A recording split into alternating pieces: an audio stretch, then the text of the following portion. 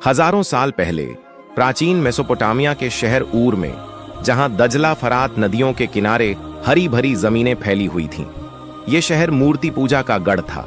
लोग पत्थर, लकड़ी और सोने चांदी से बनी मूर्तियों को अपना खुदा समझते। हजरत इब्राहिम अलैहिस्सलाम के पिता आजर एक कट्टर मूर्ति पूजक थे। वह स्वयं मूर्तियां बनाते और उनकी पूजा करते थे।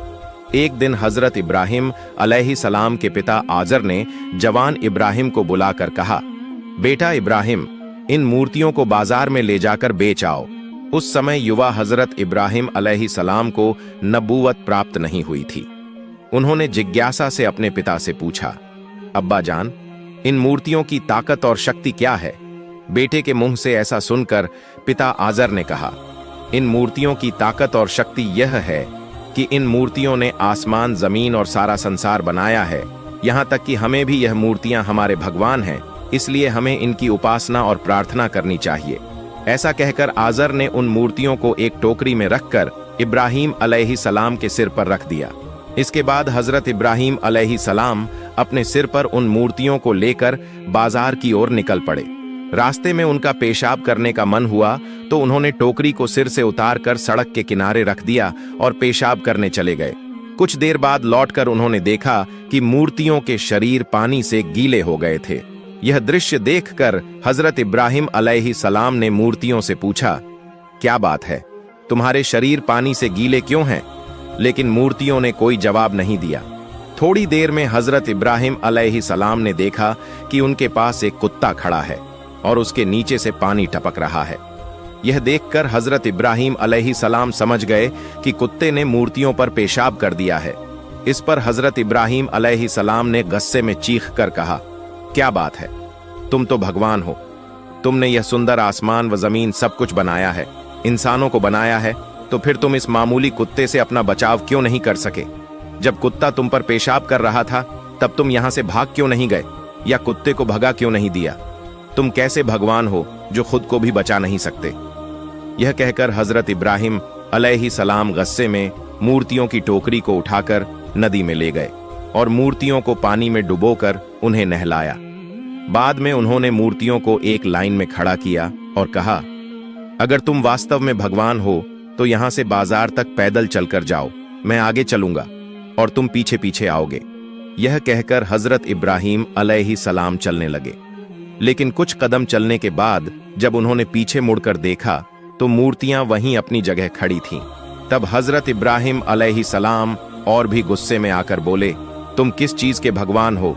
तुमने इतने सुंदर इंसान बनाए हैं, जमीन बनाई है, आसमान बनाया है, तो फिर तुम खुद चल भी नहीं सकते। मैं तुम्हें भगवान कतई नहीं मान सकता। इसके बाद उन्होंने एक रस्सी निकाली और सभी मूर्तियों की कमर में रस्सी बांध दी। रस्सी का एक किनारा अपने हाथ में पकड़ा और मूर्तियों को घसीटते हुए बाजार की ओर ले जाने लगे। काफी समय के बाद जब वह बाजार पहुंचे तो देखा कि मूर्तियों की हालत बहुत बहुत बुरी हो चुकी है। किसी का हाथ टूटा था, किसी का पैर और किसी का सिर। फिर भी वह उन मूर्तियों को बेचने के लिए बैठ गए, लेकिन बाजार में काफी समय तक बैठने के बावजूद एक भी मूर्ति नहीं बिकी, क्योंकि वे मूर्तियां टूटी हुई थीं, और भला टूटी हुई मूर्तियां कौन खरीदता। आखिर में हजरत इब्राहिम अलैहिस्सलाम उन मूर्तियों को टोकरी में डालकर वापस घर की ओर चल दिए। घर पहुंचने के बाद उनके पिता आजर ने उनसे पूछा, क्या बात है, तुमने तो एक भी मूर्ति नहीं बेची? पिता की बात सुनकर हजरत इब्राहिम अलैहिस्सलाम बोले, यह मूर्तियां कैसे बिकती? यह टूटी हुई हैं, और टूटी हुई मूर्तियां कोई खरीदता नहीं। इस पर आजर ने पूछा, मूर्तियां टूटी क्यों हैं? तुम तो अच्छी मूर्तियां लेकर गए थे।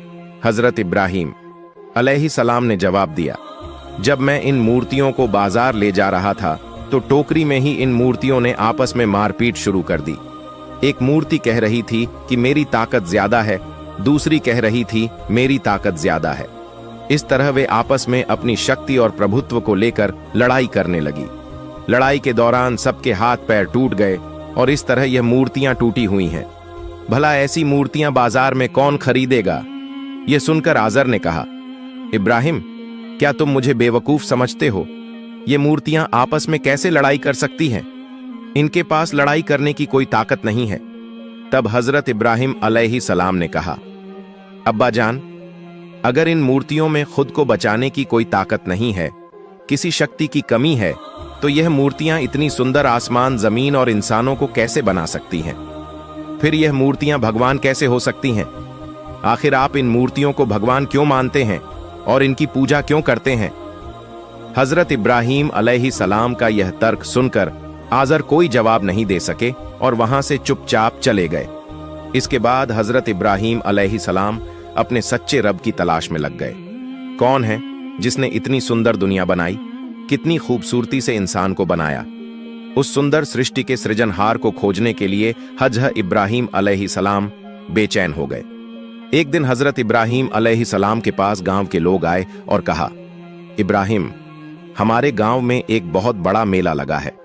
गांव का हर इंसान उस मेले में जाएगा, तुम्हें भी जाना होगा। उनकी बात सुनकर हजरत इब्राहिम अलैहिस्सलाम ने कहा, मैं बीमार हूं, इसीलिए मैं मेले में नहीं जाऊंगा, तुम लोग जाओ। हालांकि हजरत इब्राहिम अलैहिस्सलाम शारीरिक रूप से स्वस्थ थे, लेकिन अपने रब की तलाश के लिए उन्हें मानसिक रूप से गहरी चिंता और बेचैनी थी। गांव वालों ने कहा, ठीक है इब्राहिम, जब तुम मेले में नहीं जाओगे तो हमारे इन मूर्तियों के घर की रखवाली करो। हम मेला खत्म करके 3 दिन बाद लौटेंगे। इन 3 दिनों में कोई चोर हमारी मूर्तियों को चुरा ना ले जाए, इसलिए तुम इसकी देखभाल करना। यह कहकर गांव के सभी लोग मेले में चले गए। उधर जब गांव के सभी लोग मेले में चले गए तो हजरत इब्राहिम अलैहिस्सलाम मूर्तियों के उस घर में दाखिल हुए। उन्होंने सोचा, मेरी कौम के लोग इन मूर्तियों को भगवान मानते हैं और उनकी पूजा करते करते हैं। देखना चाहता हूं कि क्या मैं इस सुंदर दुनिया के सृजनहार को यहां पा सकता हूं। हजरत इब्राहिम अलैहिस्सलाम ने देखा कि उस घर में सैकड़ों मूर्तियां थीं। कुछ छोटी थीं, कुछ बड़ी थीं और कुछ का आकार इतना विशाल था कि देखकर हजरत इब्राहिम अलैहिस्सलाम हैरान रह गए। उन्होंने देखा कि हर मूर्ति के सामने फल और तरह तरह के भोजन रखे हुए हैं, लेकिन कोई भी मूर्ति उन भोजन को नहीं खा रही। हजरत इब्राहिम अलैहिस्सलाम ने गौर किया कि हर मूर्ति का मुंह खुला हुआ था। किसी के 10 हाथ थे, किसी के 8 हाथ, किसी के 12 हाथ, किसी के पास भाला था, किसी के पास तीर। हर मूर्ति का आकार अलग था और बेहद बारीकी से तैयार किया गया था। अब हजरत इब्राहिम अलैहिस्सलाम मूर्तियों से कहने लगे, क्या बात है, मेरी कौम के लोग तुम्हारी इबादत करते हैं, तुम्हारी पूजा करते हैं, तुम्हें भगवान मानते हैं। तुमने इस सुंदर दुनिया को बनाया है, इंसानों को बनाया है, तो फिर तुम यह खाना क्यों नहीं खा रहे? तुम्हारे सामने इतने तरह तरह के व्यंजन रखे हुए हैं, इन्हें खाओ। हजरत इब्राहिम अलैहिस्सलाम बार बार उन मूर्तियों से यही कहते रहे और उनके हाथ से थालियां उठाकर मूर्तियों के मुंह के पास लेकर गए। उन्होंने कहा, खाओ, लेकिन कोई भी मूर्ति नहीं खा पाई। फिर हजरत इब्राहिम अलैहिस्सलाम गुस्से में बोले, तुम किस तरह के भगवान हो? तुमने इस सुंदर दुनिया को कैसे बनाया? तुम खुद से हिल भी नहीं सकते। तुम्हें तो इंसान बनाता है, तो फिर तुम इंसानों के भगवान कैसे हो सकते हो? तुम्हारे सामने इतने सुंदर व्यंजन रखे हैं जिन्हें उठाकर मुंह में डालने की ताकत भी तुम में नहीं है, और यह दुनिया तुमने बनाई, इसे मैं कतई नहीं मानता। यह कहकर हजरत इब्राहिम अलैहिस्सलाम ने एक कुल्हाड़ी उठाई और मूर्तियों को तोड़ना शुरू कर दिया। उन्होंने सैकड़ों मूर्तियां तोड़ डाली और जो सबसे बड़ी मूर्ति थी उसके कंधे पर कुल्हाड़ी रख दी और वहां से चल दिए।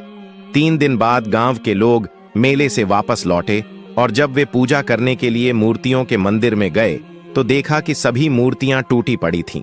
उन्होंने चिल्लाना शुरू कर दिया, हम बर्बाद हो गए, हमारी सारी मूर्तियां टूट चुकी हैं।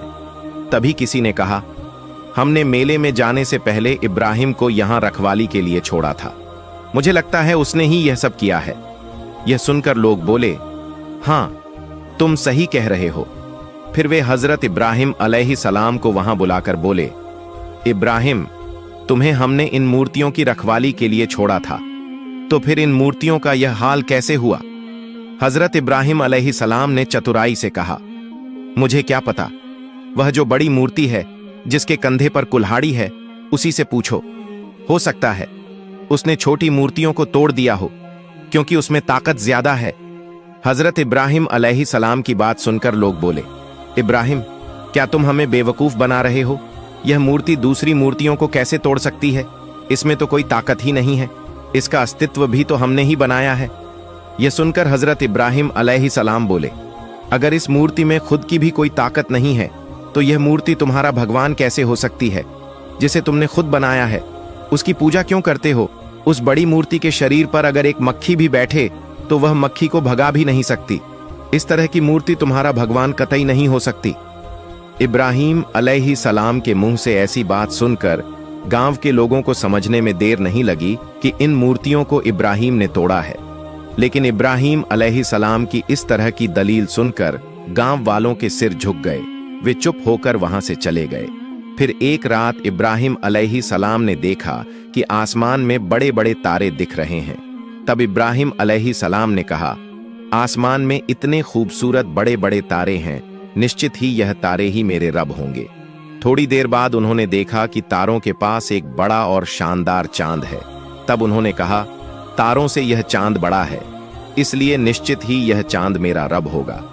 अगले दिन सुबह सवेरे वही तारे और चांद सब अस्त हो गए। तब इब्राहिम अलैहिस्सलाम कहने लगे, जो डूब जाता है और खत्म हो जाता है वह कभी मेरा रब नहीं हो सकता। फिर कुछ समय बाद सूरज उग गया।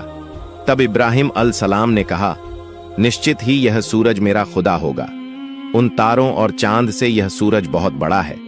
लेकिन दिन के अंत में जब वह सूरज भी डूब गया, तब इब्राहिम अलैहिस्सलाम ने कहा, नहीं, यह सूरज मेरा खुदा नहीं हो सकता।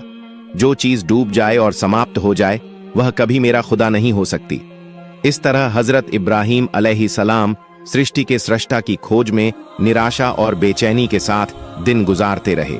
अंततः जब हजरत इब्राहिम अलैहिस्सलाम उपयुक्त उम्र में पहुंचे तो अल्लाह रब्बुल आलमीन ने उन्हें नबी घोषित कर दिया। फरिश्ता जिब्राइल अलैहिस्सलाम के माध्यम से उन्हें यह संदेश दिया गया, हे इब्राहिम, तुम अल्लाह ताला के नबी और पैगंबर हो। तुम जिस सच्चे धर्म और सच्चे दीन की तलाश कर रहे हो, अल्लाह रब्बुल आलमीन ने वह सच्चा दीन तुम्हें दिया है और वही महान अल्लाह रब्बुल आलमीन इस धरती के सृष्टा है। इतनी खूबसूरत धरती और इंसानों को अल्लाह रब्बुल आलमीन ने ही बनाया है, इसलिए अल्लाह रब्बुल आलमीन के इस दीन को प्रचारित करने की जिम्मेदारी तुम्हें दी गई है। अल्लाह रब्बुल आलमीन ने तुम्हें नबी घोषित कर दिया है। तो प्रिय दर्शकों, यही था हमारा आज का यह वीडियो। कैसा लगा हमें कमेंट करके जरूर बताइए। अगर वीडियो पसंद आया हो तो इसे लाइक करें, शेयर करें और हमारे चैनल को सब्सक्राइब करना न भूलें, ताकि आने वाले ऐसे और इस्लामी वीडियोस आप तक सबसे पहले पहुंचें। तो आज के लिए इतना ही। आप खुश रहें, सेहतमंद रहें। अल्लाह हाफिज।